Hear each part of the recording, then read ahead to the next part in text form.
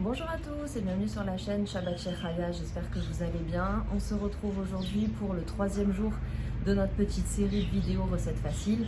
Alors aujourd'hui je vous propose une recette que vous allez pouvoir faire franchement à toutes les occasions, que ce soit pour un repas rapide, pour un apéro, pour un soir de flemme. C'est vraiment la recette qui correspond et qui convient à tout et à tout le monde. Pour l'avoir déjà faite, je peux vous dire que vraiment toute ma famille l'avait adorée. Je l'avais faite à l'occasion justement des anniversaires que j'avais organisés pour mon papa, ma soeur et mon fils. Et vraiment, tout le monde avait apprécié, les petits comme les grands. Et vous allez voir, c'est tellement simple à faire. Il vous faut vraiment pas grand chose comme ingrédient. Et surtout, c'est hyper rapide. Donc, on va passer en cuisine de suite pour réaliser cette petite recette. Et bien évidemment, j'espère que vous allez bien. Et bien évidemment, je suis ravie de vous retrouver. J'aime beaucoup cette petite série de vidéos qu'on est en train de se faire ensemble. Et j'espère que c'est le cas pour vous aussi. Faites-le moi savoir en commentaire si vous appréciez ce format. Et on passe de suite en cuisine. Alors du coup les amis, je vous ai même pas dit exactement ce que c'était cette recette. En fait ce sont des tartes tatin aux tomates cerises. Et c'est super bon, franchement. Vous allez voir, c'est comme je vous dis, vous pouvez le faire à toutes les occasions. Alors, je vais vous dire ce qu'il vous faut. À la base, vous pouvez faire une recette qui est totalement parvée. Puis si vous prenez de la pâte brisée, en fait, qui soit parvée, donc là, vous n'avez aucun problème, votre recette peut rester parvée. Moi, là, je vais la rendre à la vie parce que je vais rajouter un peu de mascarpone, en fait, à la fin de la recette. Mais c'est optionnel, vous n'êtes pas obligé. Donc voilà, vous pouvez soit la faire à la vie, soit la faire parvée. C'est comme vous voulez, c'est comme vous avez besoin.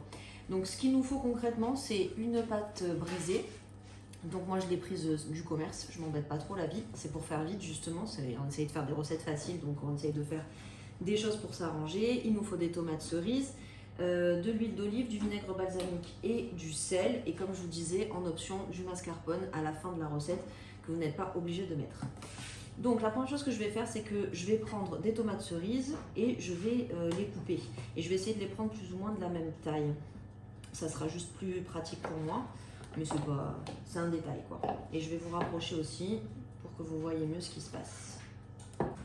Alors cette recette, c'est une recette que j'ai vu passer sur Insta, hein, comme souvent vous le savez, j'adore ça. Et c'est une inspiration parce que la recette de base, elle ressemblait pas à ça, mais vraiment, on va dire que la base du travail, c'est cette recette Instagram. Par contre, je pense qu'on peut la décliner avec plein d'autres choses que les tomates cerises si vous avez envie.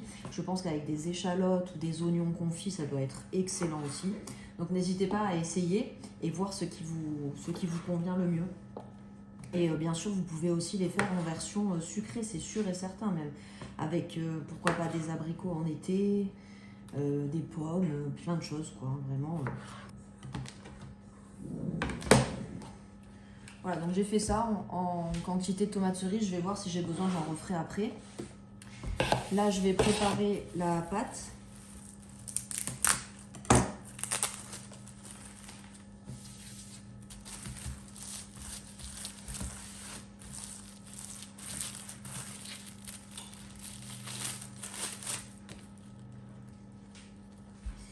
Et en fait, je vais découper. Alors, soit vous pouvez découper des ronds si vous voulez, si vous avez un emporte-pièce, ou alors vous faites en carré.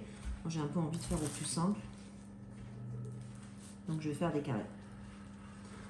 Les ronds, c'est vrai que c'est plus joli à l'œil, mais je trouve aussi qu'on perd de la pâte. Il y a des chutes et je trouve ça dommage. Donc là, je vais faire des carrés.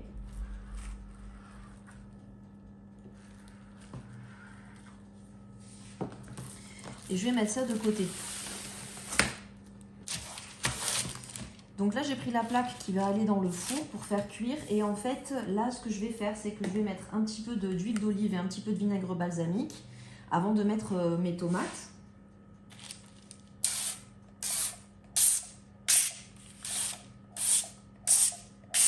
Donc comme j'ai 8 carrés, je vais faire pour 8. Si jamais ça ne rentre pas dans une seule plaque, parce que ça me paraît quand même un peu petit au final pour 8, j'en mettrai que 6 ici et j'en mettrai 2 sur une autre plaque. On va voir. Donc après, sur votre huile d'olive, ou du moins dans la zone de l'huile d'olive, vous mettez un petit peu de vinaigre balsamique. On met un peu de sel également. Mettez du poivre si vous avez du poivre en grains. Moi, j'en mets pas parce que mes enfants, ils aiment pas ça. Mais si vous en avez, mettez-en. Vous pouvez mettre aussi des herbes de Provence, vous pouvez mettre de l'origan. Vous pouvez mettre un petit peu ce qui vous plaît en fait. Moi là je fais un petit peu plus simple parce que je sais que les enfants ils préfèrent quand c'est simple. Et ensuite je mets les tomates cerises donc au milieu de cette petite sauce là. Je sais pas exactement combien je vais en mettre, ça va dépendre de la taille des carrés. Donc je pense que je peux faire avec 6 tomates cerises, enfin 6 morceaux. Je suis pas très douée ce matin moi. 6 morceaux de tomates cerises, ça devrait rentrer sur les carrés de pâte que j'ai fait. Donc je vais faire ça. Je vais juste voir au niveau de la taille.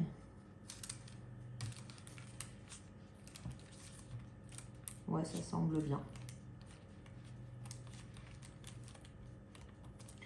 Ça semble bien, mais effectivement, je suis pas sûre d'arriver à en faire 8 sur ma plaque. On va voir. Donc là, vous l'avez compris, en fait, après, vous recouvrez en fait avec un morceau de pâte, tout simplement. Et voilà quoi, la recette est terminée. Vous pouvez mettre aussi du basilic maintenant que j'y pense. Ça peut être aussi pas mal. Donc là, je réitère la même opération. Voilà, une goutte de vinaigre balsamique, un petit peu de sel.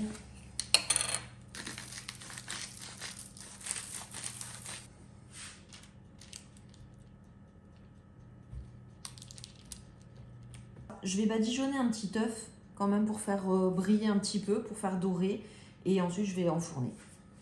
Voilà, donc j'ai pris un jaune d'œuf et j'ai ajouté une petite goutte de lait en fait pour mélanger avec le jaune pour que ça soit pas trop foncé quand même quand ça fait la dorure.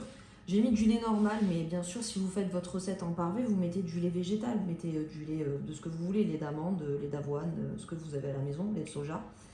Et c'est optionnel de toute façon le lait dans le jaune d'œuf, mais moi j'aime bien la couleur que ça fait.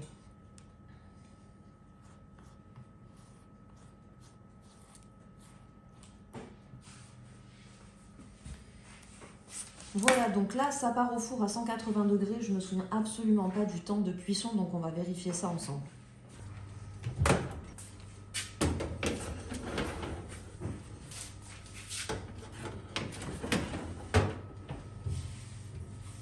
Alors, voilà ce que ça donne au bout de 25-30 minutes de cuisson.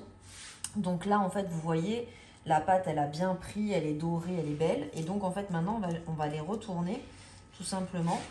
Alors, il est possible que les tomates cerises ne vont pas rester à leur place. Il faudra juste les remettre. Et le mieux pour ça, c'est encore de prendre, vous voyez, une spatule comme ça, là. Comme ça, vous êtes plus assuré de récupérer toutes les tomates cerises.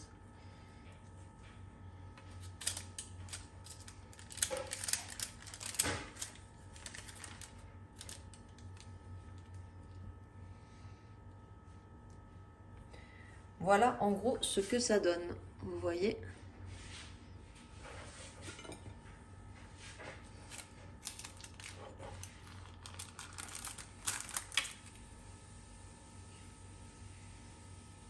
Vous replacez vos petites tomates si elles ont bougé.